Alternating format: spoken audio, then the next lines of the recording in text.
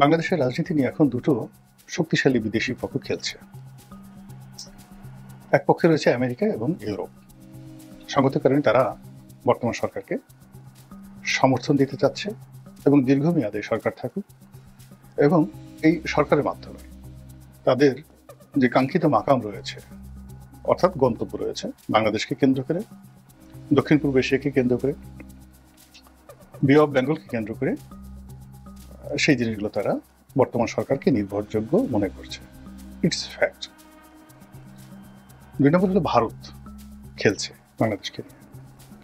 তাদের এক নম্বর পছন্দ আওয়ামী লীগকে পুনর্বাসন করা, প্রত্যাবাসন করা, এবং সঙ্গে জাতীয় পার্টি, জাসদ, অন্যান্য যে সকল আওয়ামী লীগের সহযোগী সংগঠন রয়েছে তাদের মাধ্যমে। এবং এই কাজ করার জন্য তারা বর্তমান সরকারকে ব্যর্থ করে দেওয়ার জন্য সর্বোচ্চ শক্তি তারা নিয়োগ করছে। বিষয়টি নিয়ে আমেরিকার সঙ্গে ভারতের যে সম্পর্ক ওই লেভেলে ভালো না, এবং এখানে যারা আন্তর্জাতিক সম্পর্ক নিয়ে গবেষণা করেন বা বুঝেন তারা খুব ভালো করে জানেন যে এখানে প্রায় সব দেশেরই ত্রিমাত্রিক একটা সম্পর্ক থাকে। বাংলাদেশের যে সম্পর্ক, সেই সম্পর্কেরও তিনটা মাত্রা আমেরিকা রয়েছে। একটি মাত্রা হলো যে ওয়াশিংটন, দিল্লি, ঢাকা, মানে ওয়াশিংটন দিল্লির চোখ দিয়ে ঢাকা দেখবে, এটা এখনো চলমান আছে, আগেও ছিল। আরেকটি হলো যে ওয়াশিংটন ব্রাসেলস, মানে ইউর প্রধান হেড অফিস ঢাকা, যেটা এখনো চলমান আছে, এবং এটার ক্ষেত্রে ডক্টর মোহাম্মদ ইউনূস যেটা আগে বললাম। আরেকটি হলো ওয়াশিংটন ইসলামাবাদ ঢাকা, একটা সম্পর্ক আছে। এভাবে যদি আপনি রাশিয়ার দিকে যান, এভাবে যদি আপনি চীনের দিকে যান, এভাবে যদি আপনি দিল্লির দিকে যান, দিল্লি ঢাকার সম্পর্ক প্রায় সব ক্ষেত্রেই 3 ডাইমেনশন, মানে 3 ভাবে এই সম্পর্কটা তারা এগিয়ে নেয়। আমাদের দেশে এখনো পর্যন্ত আমাদের পররাষ্ট্র মন্ত্রণালয় এই 3D রিলেশনশিপ রক্ষা করার ক্ষেত্রে দক্ষতা অর্জন করতে পারেনি। ফলে তারা সবসময় ডাইরেক্ট রিলেশন, সবার সাথে বন্ধুত্ব, কারোর সাথে শত্রুতা নয়। এটা একটা কত বড় যে বোগাস টার্ম, এটা আমরা এখন হাড়ে হাড়ে টের পাচ্ছি। এনিওয়ে, আমরা অন্যান্য বিষয়গুলো আলোচনা না করে এখানে শুধুমাত্র বাংলাদেশের সঙ্গে দিল্লির যে সম্পর্ক, ত্রিমাত্রিক সম্পর্ক, সেই ত্রিমাত্রিক সম্পর্কটি আমরা আলোচনা করব। তাদের প্ল্যান এ, সেটা হলো আওয়ামী লীগ। এখন আওয়ামী লীগ যদি না থাকে তাহলে সেক্ষেত্রে তারা প্ল্যান বি, বিএনপি। তাদের প্ল্যান সি হলো এই ইসলামী যে দলগুলো, বাম ঘরানার যে দলগুলো, তাদের মধ্যে একটা ঐক্য করে সেখানে জামায়াত ইসলামীকে তারা অবশ্যই এটা মেজর রোল প্লে করার জন্য একটা সুযোগ করে দেবে। এই হলো তাদের 3D প্ল্যান। এখন এই 3D প্ল্যানগুলো কিভাবে কাজ করছে এই মুহূর্তে? 3টি প্ল্যানই একত্রে কাজ করছে, এবং এই কাজগুলো করার জন্য রয়ের যে অফিসগুলো রয়েছে, উইংসগুলো রয়েছে, তারা ব্যস্ত। অর্থাৎ জামাতের সঙ্গে যদি রয়ের কোনো সম্পর্ক থাকে, ওটা প্ল্যান এর গ্রুপ জানে না, দে ডু নট নো। বিএনপির সঙ্গে যদি প্ল্যান বি থাকে, ওখানে যারা কাজ করছে তারা অন্য দুটো গ্রুপ জানে না। আর 3টে গ্রুপের যে রিপোর্ট, সেই রিপোর্ট আলাদা আলাদা রিপোর্ট যায় অজিত দোভালের কাছে, অর্থাৎ নিরাপত্তা উপদেষ্টা, এবং তিনি এই বিষয়টা নিয়ে কেবল জনাব নরেন্দ্র মোদীর সঙ্গে আলোচনা করেন। আর নরেন্দ্র মোদী রাজনৈতিক অঙ্গনে পরবর্তীতে তিনি প্রয়োজন মনে করলে তিনি অমিত শাহ বা অন্য কারোর সঙ্গে, রাজনাথ সিং যিনি প্রতিরক্ষা মন্ত্রী রয়েছেন বা জয়শঙ্কর রয়েছেন, তার সঙ্গে তিনি আলাপ করলেও করতে পারেন। কিন্তু কূটনৈতিক লেভেলে, রয়ের লেভেলে যে আলাপ আলোচনাগুলো হয়, সেটা এভাবে কাজ করে। আরেকটি বিষয়, সেটা হলো জয়শঙ্করের মাধ্যমে এবং রাজনাথ সিং এর মাধ্যমে, অর্থাৎ পররাষ্ট্র এবং প্রতিরক্ষা, বাংলাদেশের প্রতি চাপ প্রয়োগ করা। এখন সেই চাপ বিএনপির উপর হচ্ছে, আওয়ামী লীগের উপর হচ্ছে। আওয়ামী লীগকে যে খুব চুম্বন করা হচ্ছে তা নয়, তাদেরকে দিল্লিতে টাইট দেওয়া হচ্ছে, কলকাতাতে টাইট দেওয়া হচ্ছে, বাংলাদেশে তো যারা দৌড়ের উপর আছে তাদেরকেও টাইট দেওয়া হচ্ছে। বলা হচ্ছে তোমাদের ভুলের কারণে এগুলো হয়েছে, আমরা তোমাদেরকে কি না করেছি, 3টি নির্বাচন করে দিয়েছি, তোমাদেরকে সেই খুশির জন্য, তোমাদের সার্ভাইভের জন্য আমরা যে ছিটমহল চুক্তি করেছি, এবং ছিটমহল চুক্তির মাধ্যমে প্রায় 20,000 একর জমি নজিরবিহীনভাবে আমরা তোমাকে দিয়েছি, ট্রানজিট চুক্তি করেছি, কত কিছু করেছি তোমাদেরকে দেওয়ার জন্য, আর তোমরা খালি এক তিস্তা চুক্তি হয় নাই অকৃতজ্ঞর মতো বলে বেরিয়েছে যে ভারতকে সব দিয়েছো ইত্যাদি ইত্যাদি বিভিন্ন কথাবার্তা। এই কথা বলে সকাল বিকাল আওয়ামী লীগকে অবদমিত করে তাদেরকে একেবারে রীতিমতো বাক্সবন্দী করার বা তাদেরকে একেবারে যাকে বলা হয় মেরুদণ্ডহীন তাবেদার বানানোর জন্য সমস্ত চেষ্টা করা হচ্ছে।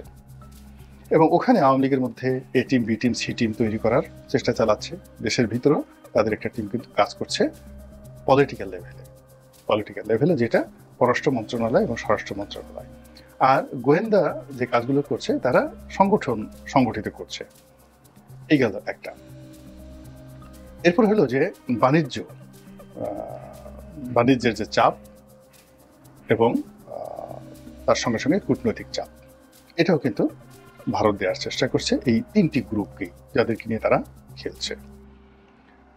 তো অন্যান্য বিষয়গুলো আলোচনা না করে এই মুহূর্তে শুধুমাত্র বিএনপিকে নিয়ে আলোচনা করব, জামাতকে নিয়েও নয়।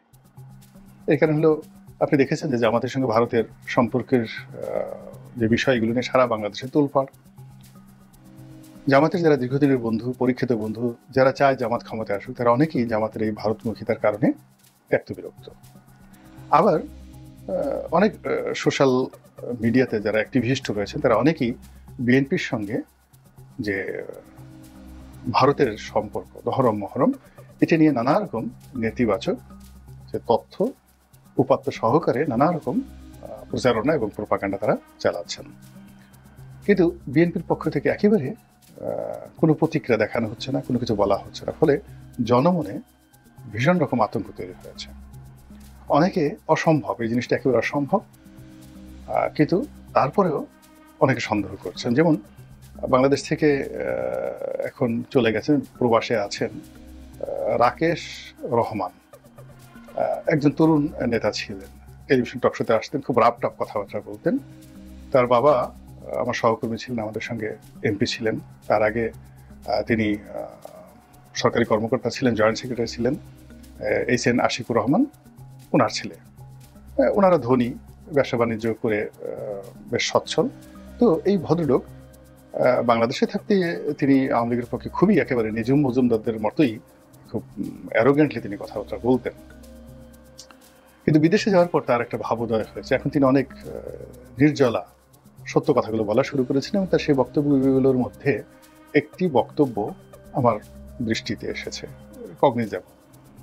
সেটি হলো যে বিএনপির সঙ্গে আওয়ামী লীগের সম্পর্ক হবে, সমঝোতা হবে, এটা যারা বদ্ধ উন্মাদ এবং পাগল তারা ছাড়া অন্য কেউ বিশ্বাস করবে না। সময়ের প্রয়োজনে ক্ষণেকের তরে আওয়ামী লীগকে বিএনপি একটু ছাড় দিতে পারে প্রয়োজনের তাগিদে, অর্থাৎ জামাতকে ভয় দেখানোর জন্য, অথবা পিঠ বাঁচানোর জন্য বিএনপিকে আওয়ামী লীগ ছাড় দিতে পারে। যেমন ইদানিং বেগম জিয়াকে নিয়ে, জিয়াউর রহমান সাহেবকে নিয়ে, তারেক জিয়াকে নিয়ে কোনো রকম বাজে কথা আওয়ামী লীগের কোনো নেতা বলছেন না বিদেশ থেকে, এমনকি শেখ হাসিনাও না। কিন্তু অতীতে তারা যে সকল অশ্লীল অশ্রাব্য কথাগুলো বলেছেন সেগুলো কিন্তু ঘন ঘন সামনে চলে আসছে এবং আগামীতে তাদের অবস্থা ভালো হলে ওই একই কথা তারা বলবেন। এর কারণ হলো বিএনপিকে গালি দেওয়া ছাড়া তো আওয়ামী লীগের রাজনীতি হবে না। তাদের রাজনীতি করতে হলে বিএনপিকে গালি দিতে হবে, জামাতকে গালি দিতে হবে। একই টেবিলে বসে যদি জামাতের আমির শেখ হাসিনা খাওয়া দাওয়া করেন, কিন্তু ওখান থেকে বের হয়ে রাজনীতির স্বার্থে একে অপরকে গালি দিতে হবে, নাহলে রাজনীতি হবে না। এবং এটা আমি প্রথম একেবারে নির্জলাভাবে, আজ যেভাবে রাকেশ রহমান বলেছেন, রাকেশ না রাশেক রহমান, আমি নামটা আমি সরি, আমার ছোট ভাই, আমার ভাই আর কি, মনে কিছু করবে না, তিনি এই জিনিসটা থাকেন। এই মুহূর্তে জাস্ট কথা, আমি তো স্ক্রিপ্ট ছাড়া কথা বলি, অনেক সময় এলোমেলো হয়ে যায় আর কি। তো সালাউদ্দিন কাদের চৌধুরীর সঙ্গে আমার একদিন একান্তে অনেকক্ষণ, প্রায় 2-3 ঘন্টা বৈঠক হলো তার কমার্শিয়াল অফিস, যেটা শরীফ ম্যানশনে। তখন বাংলাদেশের শীর্ষ ব্যবসায়ী তিনি, আমি তখন চাকরি করি একটা পত্রিকাতে, খবর গ্রুপে। তো ওনার একটা সাক্ষাৎকার নেওয়া উপলক্ষে উনিও ভালো মুডে ছিল, প্রায় 2 ঘন্টা এরকম আলাপ আলোচনা। তখন তিনি স্বতন্ত্র দল করেন, বিএনপিতে যোগদান করেননি। তো যাই হোক, তো একটা সময় উনি বললেন যে শেখ হাসিনার সঙ্গে তার কেমন সম্পর্ক, বঙ্গবন্ধুর সঙ্গে তার কিরকম পারিবারিক সম্পর্ক ছিল, তার বাবার, তার পরিবারের। এগুলো বলে অনেকটা আবেগতাড়িত হয়ে গেলেন এবং তিনি বিএনপিকে পছন্দ করেন না, বেগম জিয়াকে তো একেবারেই পছন্দ করেন না। এবং যে সকল কথা উনি বললেন আমাকে, মানে সেগুলো আমি বলতে পারবো না এখানে। এবং আপনি তার বিরক্তির সেই জিনিসগুলো আপনারা দেখতে পেরেছেন যে উনি একবার বলে ফেলেছিলেন যে আগে জানতাম কুকুরের লেজ নাড়ায়, এখন দেখি লেজে কুকুর নাড়াচ্ছে। এবং বিএনপি তখন ক্ষমতায়, তারেক রহমানকে ইন্ডিকেট করে, বেগম জিয়াকে ইন্ডিকেট করে এত বড় কথা সালাউদ্দিন কাদের চৌধুরী কেউ বলতে পারতেন না। তো উনি যখন এই কথা বলেছেন তার বহু বছর আগে আমার সঙ্গে যখন ওনার কথা হলো, তিনি বললেন যে দেখো, শেখ হাসিনার বিরুদ্ধে কথা বলা ছাড়া আমার রাজনীতি নেই, আমার রাজনীতি টিকবে না। ওনার ছত্রছায়ায় গেলে আমার রাজনীতি টিকবে না। এটা শেখ হাসিনা জানে। আমি যে গালাগালি করি এটা শেখ হাসিনা জানে। আবার আমি বেগম জিয়াকে পছন্দ করি না, বিএনপিকে পছন্দ করি না, আমার সঙ্গে কোনো মিল নাই, কিন্তু রাজনীতির সাথে আমাকে বিএনপিতে যোগদান করতে হবে। যদি কোনোদিন আমি আমার দল বন্ধ করে বিএনপিতে যোগদান করতে হয়, বিএনপি, আমি তো জাতীয় পার্টিতে গেছি, আমি পারিনি, বিকজ রাজনীতির একটা লাইন রয়েছে, সেই লাইনের বাইরে আমি যেতে পারবো না। দেখেন, সালাউদ্দিন কাদের চৌধুরী যে কাজটা করেছে, ঠিক একই কাজ কিন্তু মতিয়া চৌধুরী, সঞ্জয় সেনগুপ্ত করেছেন। তারা দুজনেই শেখ হাসিনাকে পছন্দ করতেন না, বঙ্গবন্ধুকেও পছন্দ করতেন না, আওয়ামী লীগকে তো নাই। কিন্তু রাজনীতির যেটা লাইন আপ রয়েছে, তাদের যে লাইন আপ রয়েছে, সেই লাইন আপে তাদের আওয়ামী লীগের কোনো বিকল্প অন্য কোনো দল তাদের ছিল না। ফলে তারা আওয়ামী লীগ রাজনীতি করেছেন, কিন্তু জীবনের শেষ দিন পর্যন্ত আওয়ামী লীগও তাদেরকে ভালোবাসেনি, তারাও আওয়ামী লীগকে ভালোবাসেনি, কিন্তু একই ঘরে তারা সতীনের মতো থেকে গেছেন। সালাউদ্দিন কাদের চৌধুরীর একই অবস্থা।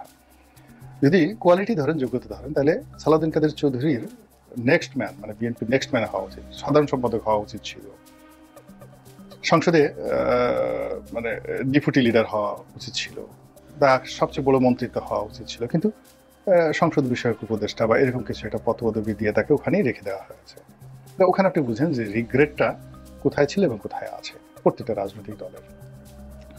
তো সেই ক্ষেত্রে ভারতের সঙ্গে যে বিএনপির যে সম্পর্ক, এটারও একটা লাইন আপ রয়েছে। এই লাইন আপের কারণে বিএনপি কিন্তু ভারতকে পছন্দ করে না। This is the reality and this is the fact. কিন্তু প্রয়োজনের তাগিদে তাকে ভারতের সঙ্গে একটা সম্পর্ক স্থাপন করতে হয়। সে ক্ষমতায় যায় নিজের যোগ্যতা বলে, কিন্তু যেই মুহূর্তে ক্ষমতার চেয়ারে বসে, ওই চেয়ারকে কেন্দ্র করে একটা বলয় আছে।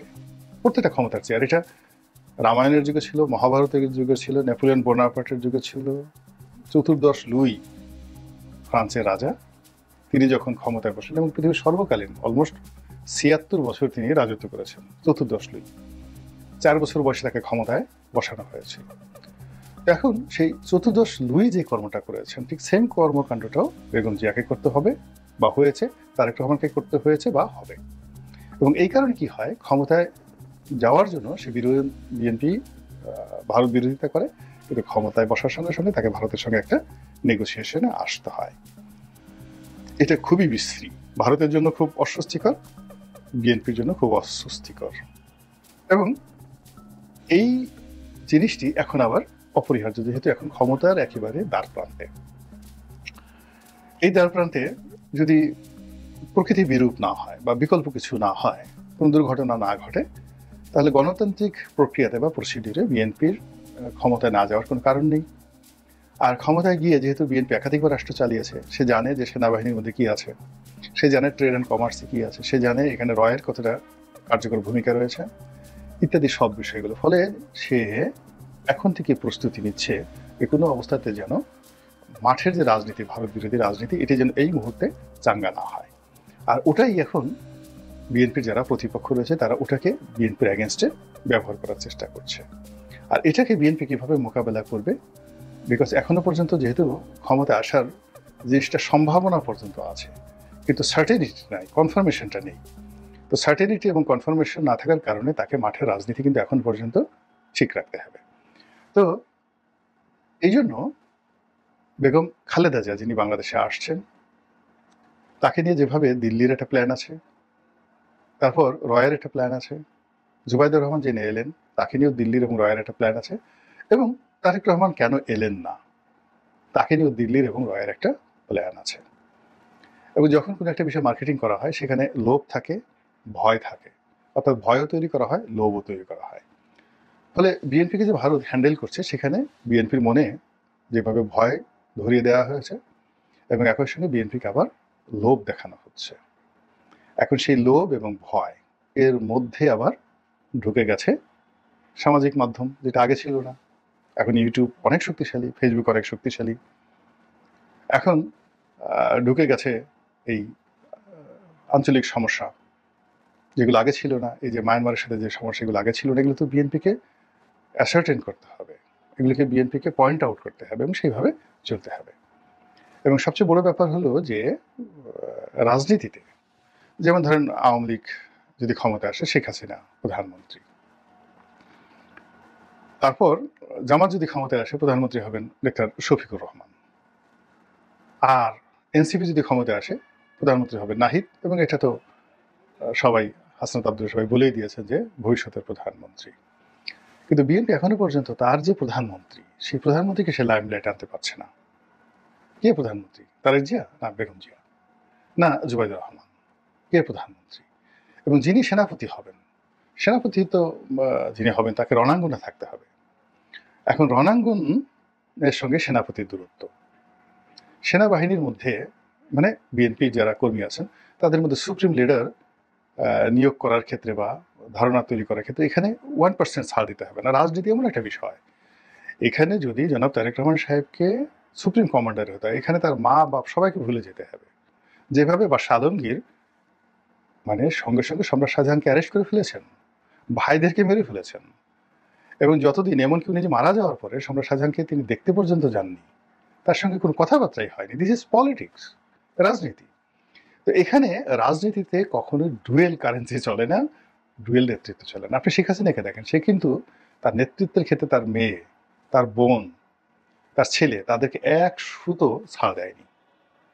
জয়ের কথা বলে বা শেখ রেহানার কথা বলে যদি শেখ হাসিনার সামনে একটু মুস্কি হাসছে, ওই দিন 1 ঘন্টার মধ্যে তার 32টা দাঁত কিভাবে নাড়িয়ে দেওয়া যায় তার সমস্ত চেষ্টা তিনি করেছেন। ফলে তিনি যতদিনই ছিলেন এবং এখনো পর্যন্ত একক কর্তৃত্বে তিনি সবকিছু চালাচ্ছেন।